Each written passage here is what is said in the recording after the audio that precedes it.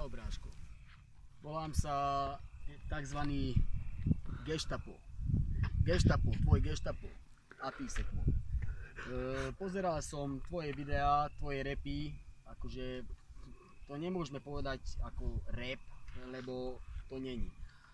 Predstavujem ti môj názor o tom, čo si ty doteraz spravil. Napríklad, tu za mnou sú stromy, moje fanúšikovia, a za mnou, čo je tu, tak to je môj pódium. Tu som spravil prvý koncert ešte v roku 1992 a tu boli, ani neviem predstaviť, že koľko ľudí, lebo nemáš tom toľko prax, jak ja.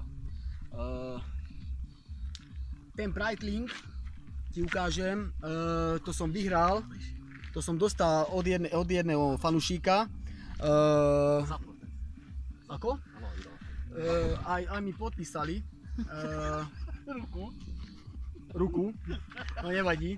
No, len také krátke video by som ti chcel spraviť, aby si vedel, že ty nie si reper. Ani podľa mňa, ani pre ostatných. A ukážem ti, jak treba repovať, ale nechcem, aby sme boli takí bratia. Radšej, keď si už prestal s tým hip-hopom, radšej chod na také hity, alebo nejak, jak ti to mám povedať, hit parádu. Hity, vieš, také tuc. Ukážem ti, jak treba. Akože nejakú ukážku ti spravím, hej.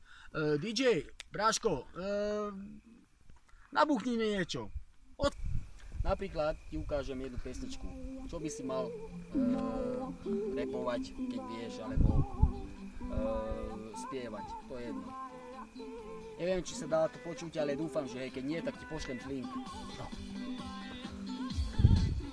To je Ozone, predstavujem ti. A viem to aj slaviť, hej? Ja ti dám, počkaj. Počúvaj.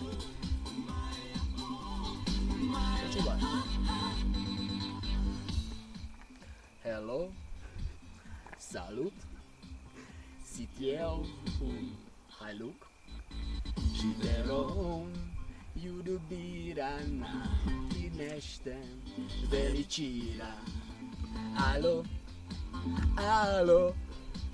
Sitielo, Picasso, Sembadbi, ci si voní, da se špínu šerbíní. Nuba jej. Maj sa, Bráško, maj sa a odpoveď si prosím cez SMS alebo mi zavolaj, to je jedno. Čau.